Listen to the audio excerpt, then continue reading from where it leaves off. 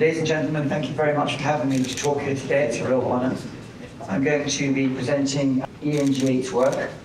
My name's Hassan Bak. I am not a doctor, but thank you very much for the introduction. Before I start, I'd like to say thank you to the organisers and for not charging me £80,000 to talk at this convention, because 6 weeks ago I was invited by The Economist to talk at Fusion Fest in London, and the cost per speaker slot was £80,000, $100,000, and there was 20 slots sold out.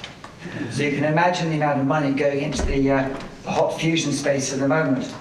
So in overview, I co-founded a business about 25 years ago called Alchemy that started off helping brilliant scientists and engineers turn a grey monomer into a beautiful golden terpolyaramid yarn. Still got some here.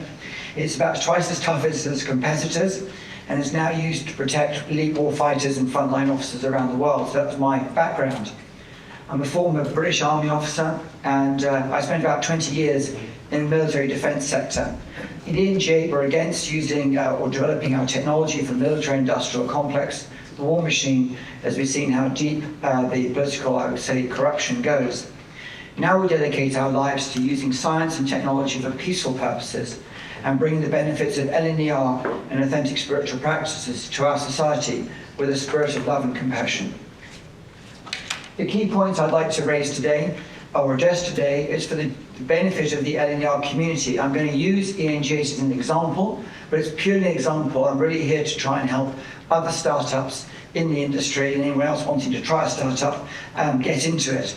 So I'm going to discuss the original alchemists. I'm going to do LENR applications, and then I'm going to go through basically where we've gone in our journey and what I think our community, the LENR community, needs to do before ICCF27 to strengthen ourselves. The alchemists, our company was called Alchemy. There's a great tradition of alchemy in Japan. Have made great swords for centuries and armor using the processes of alchemy. Alchemists founded the modern scientific practices, and sadly in the West, I believe that the vital spiritual practices were left out of science. That's my view. Alchemy is the heart of what we do, transmuting matter and releasing energy in the process. I'll go in to show how we're doing releasing energy and transmuting materials in a minute. Greater energy supply needs to be led by a greater level of consciousness, awareness, responsibility of the user. We're going to be educating our audience in the process. I'd like to take a minute to remember the great scientists, alchemists from the days of Newton, Mendeleev, Tesla, Thomson, Einstein, Tesla, Morioka and Yamamoto, great people in Japan. Then through obviously Ponzin, Fleischmann, Parkhomov in Russia, Srinivasan in India, and Matsumoto. There's a display outside. Many of these great geniuses worked from the state of, I would call the supermental state. Professor Leonov, who led the work what we are based on, who was instrumental in starting ENG8 effectively, typed a 700-page theory of superunification in a deep meditative state. You didn't even see what he was doing. Fascinating example of a connection to the supermental level. May their legacy be alive and build up and guide us based on what we're doing today. Fire, a beautiful example of alchemy. This fire actually is an example of an amazing samurai sword making place one of our team members was at. We take earth, the iron, the fire to basically heat it, the air to superheat it, the water to quench it, and the ether, whether it's consciousness, knowledge, or the quantum field. Plasma and LENR applications. We release in our systems and others the form of photons, heat, or electrons, electricity. The technology is scalable. We've seen our systems go from milliwatts to, we believe, in the future gigawatts. It's mass producible. We basically, in our company, we don't rely on any novel supply chains. It can be placed when and where needed.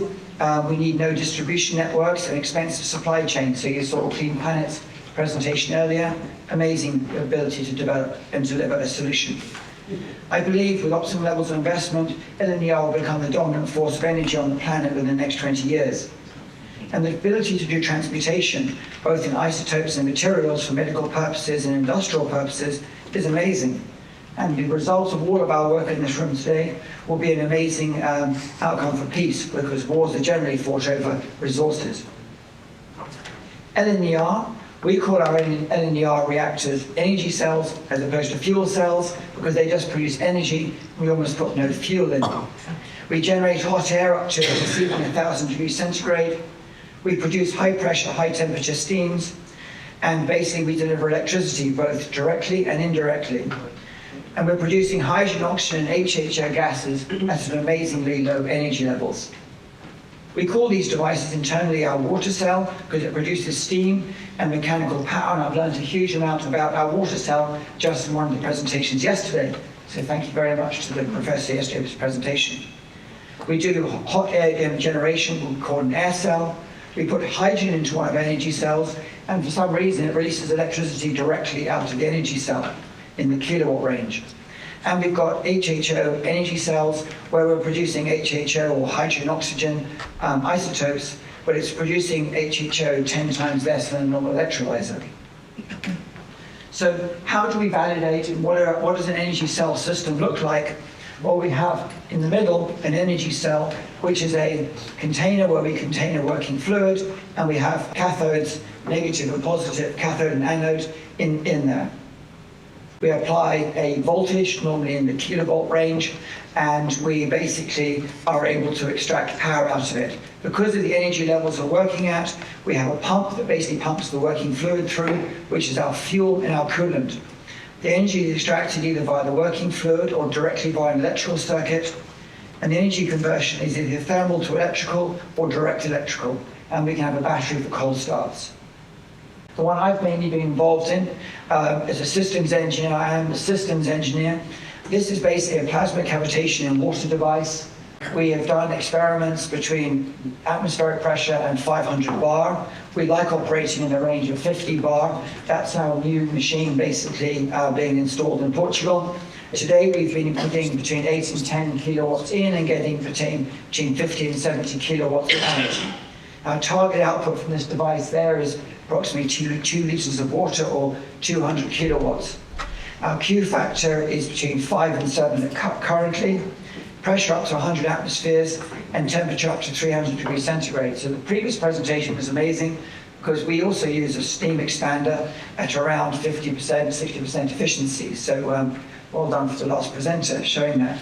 Catalysts, we do use catalysts, they're proprietary, but as Lutz and his team, who are in the audience here, would say, what is the actual catalyst? It's a condensed plasmoid. So we can create condensed plasmoids, or as Matsumoto said previously, we create little pieces of ball lightning or fork lightning in our machines. To reach the infinite COP is what is the aim of all of us, i.e. can we have self-generating power station systems. So in this system we need COP4 basically in this system. And that's the same more or less for all of our systems. And the estimated cost is approximately $500,000 a megawatt. You can scale that down to 500 euros a kilowatt. And our estimated generating cost is around 15 euros a megawatt hour. So that's 5 to 10 times cheaper than gas or electricity. The air cell is very similar. Rather than pumping water through, we pump air through it. Currently, we have a system at around COP 5 to 7, around 10 kilowatts of output power. We can rank lots of these things together, so you can produce large quantities of industrial heat, and the cost of energy is around 15 euros a megawatt. Here, basically, we've got one with hydrogen in it. To date, we've been able to get 10 kilowatts of electricity out of the system. The one we've built in Portugal is designed for 100 kilowatts out of the system, mainly electricity. Slightly more expensive because we need to transform the electricity back into very high voltage, produce electricity back to the low voltages we use in our system. So the cost of electricity is around 20 euros a megawatt hour from such a system. Still about 5 times cheaper than conventional electricity from solar, wind, oil and gas. The HHO generation cell is a plasma jet, which is effectively enabling us to produce hydrogen and hydrogen-oxygen mixes at about 5 to 10 times less than current electrolyzers. And we've got a system running at the moment at around 10 kilowatts of output power, or 300 grams of hydrogen per hour. 30 years of deep tech to get me here to where I am today, so Professor Klimov and Professor Leonov, I'd like to thank you for all the work that you've done, and other professors that would rather remain nameless at the moment.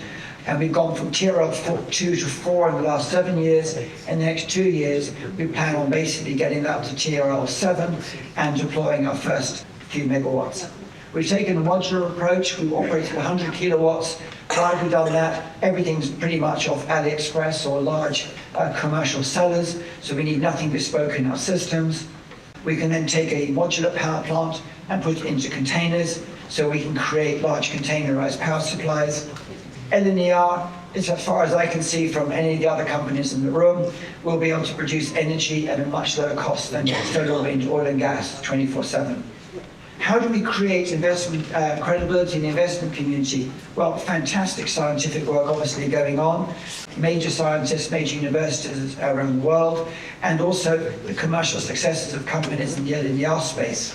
So Clean Planet's done brilliantly, brilliant energy, Orin, etc., brilliant light power, great results. Strengthening the LENR community, I encourage the commercial companies in the room to get behind LENR, because Steve and Dave here founded that many, many years ago. We need to really get a good financial backing for LENR to promote us all, because a win for one is win for all. And the International Society, fantastic. Thank you for all the great work and support you've given us. I'd like to mention the LENR forum and the Telegram group, very important in keeping up with the day-to-day progress. Health, safety and compliance in the LENR world are a nascent industry, but I think it's very important that we all look at the health issues, the electromagnetic signatures, as mentioned by Lynn yesterday, incredibly important to the modelling. Then we're planning on starting in vitro and in vivo testing in the next year, so we can really nail the health and safety aspects of the technology. Safety, compliance with national and international standards, we're working on those. Electronic radiation and disposal, and compliance. People in this room, unfortunately, there's an agreement called the Wassenaar Agreement that controls most dual-use and military technologies around the world, and we need to be very careful in how we share data, because we're in that compliance space. It's great working within the country, but when we start sharing data outside the European Union or America, ITARs and everything else can grab us by the proverbial. Next steps before ICCF27. I think we need to work as a community to proactively promote our collective achievements, scientific and commercial. And great thanks to Professor Brian Josephson and Alan and others in getting a grip on mainstream media, basically, and convincing everyone this is real science. LENR needs to become the voice of the industry, so let's all get behind that from a commercial perspective. Quarterly meetings of the LENR companies. I try to get the LENR companies to talk to each other, so Siddhartha, if you're in the room, let's get together more often. Clean Planet, great to see you here, and others. One company in the LENR space that needs to come up with this minimum viable product. Clean Planet looks like they're leading at the moment. But we're going for one major European grant, so if other companies would like to join us in that application, that would be fantastic. More resources from LENR, and I think a common PR team, maybe with Anthropocene, would be fantastic to respond to news on a 24, 48-hour basis, because news is old after that at the moment. Thank you very much for everybody having me talking today. We've raised as ENG8's 3 million in the last couple of years. We're on the way to 30 million. I'd like to thank 350 BPM for being our partners in the fundraising, and other LENR companies. 350 BPM is a great raise in the early stage. University of Aveiro, where we're based, thank you very, very much for all the assistance of the Science Park and their teams. Special thanks to Alan, Jean-Paul, Brian, Lynn, Jack, and Dave and Stephen for all the support they've given us over the last year or two. ICCF26 organising committee, thank you very much, and all our investors and team. So thanks everyone for having me. Thank you. First of all, thank you so much, Mr. Hassan, about this presentation. I just have one question for my own knowledge. You actually showed several models that are in technology readiness level 4, which is a great achievement. I just want to ask, now it's validated in the lab, and you said in the next 2 years you're going to reach TRL7. I want to ask about your methodology to reach actually TRL6, which is the technology demonstrated in a relevant environment. If you can give us more detail just for our own knowledge, how would you plan to reach there in TRL6? I like to think that, the science is never over. I like to think we've overcome the scientific barriers to progress, and now it's an engineering matter. So we're hiring more and more engineers, it seems, every month at the moment. What we are doing is we've engaged with a couple of local food companies. It might not be seen glamorous, but they cook beans, 30 megawatts constantly going. and another one's preparing food, another 8 megawatts constantly going. They use oil and gas boilers, so they're paying 50 to 80 euros a megawatt hour. We're just engaging with those companies and bolting more and more of our systems together, doing more reliability testing, more reliability trialing, and making sure our supply chain is resilient to basically get to that level. Thank you so much, Mr. Hassan. And another point I just want to mention, we are a group from United Arab Emirates. We're actually working with Iwate University, and now we're exploring several energy possibilities and mechanisms. So maybe later on we might discuss if we can have you there just to give a session or even to strengthen our communication bridge between us. Thank you so much. Shukran. I would like to know about the health, because probably you use hydrogen and metal transmutation, right? So in that case, there might be a fast neutron and gamma ray and X-ray. That must be screened so for the health. But your picture has no mechanism of screening. Do you have any comment on that? Yes, what we found is we regularly get an independent tester to come in and check for alpha, beta, and gamma radiation. And we find if we keep the coefficient of performances low, say below 10, we're not seeing any alpha, beta, or gamma. What we have seen is when we really push the systems, 30 to 80 COP, we're seeing huge amounts of gamma being produced. So we don't do that. We keep our COPs very low. Okay, I think that is that a compliance for the low regulation? It's compliance, basically. We don't be using alpha, beta, or gamma according to the current detectors that we've used. Then we will be implementing yesterday to do a far more thorough analysis of machines. And also, there are people saying there's a strange radiation around, whatever that strange radiation is. And that's why I mentioned we'll be doing in vitro and in vivo testing as well. That's what I want to ask. So probably regulation forces you to monitor the gamma ray fast rate every time. So don't you think it? We have our own. We have testers on machines being installed at the moment, every machine. So we have a full sort of electromagnetic signature profile coming out of the machine, but obviously not as detailed as the. So you mean that stable? Nothing is stable, right? Very stable. Okay. Thank you. Thank you so much for your presentation. It was really succinct and well put. I like your holistic approach and how you're speaking in terms of consciousness and spirituality. You know, I think as a group of people, as an industry, it is a level of consciousness raising is required to accept new ideas, and part of that is about regulation, you know, self-policing. You mentioned self-policing. I think that's so important in this field because dealing with high-level regulatory authorities, it sometimes feels like there's no adults in the room. Sure, yeah. And they kind of have their methods and protocols, but for something new, you always bump up against the ceiling. And I think us developing our own kind of self-regulatory protocols, keeping an eye on, you know, potential exotic particles, things like that is really important, you know, especially when you're talking about large-scale reactors. And it's really nice to see somebody being proactive in that area. And yeah, really appreciate your very well-rounded perspective. And I think that's something we should all be thinking about going forward as these things scale up. Yeah, just thank you so much for your measured approach and praying for you. Thanks very much. If I listen to my advice, I think my head will be like yours. You know, the reactors are safe. If I understood correctly, you have devices with COP10 or something like that, right?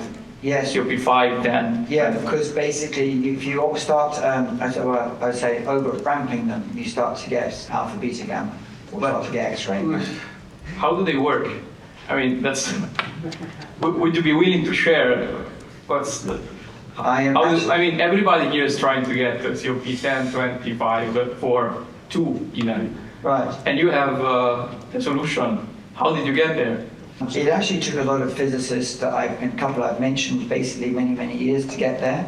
So you'd have to thank the Professor Klimov and other people in Russia, basically, for the amazing work that they've done getting there. And basically, what we've done is we've managed to have the resources to do a lot of experimentation and have some great physicists behind us, basically. and a lot of equipment, but it certainly has taken decades to get there. So the reference is Professor Klimov. One of the references, Professor One of the references. Professor Klimov as well. Yes, and Professor Klimov was also presenting here. Okay, thank you. Thank you. It's finished.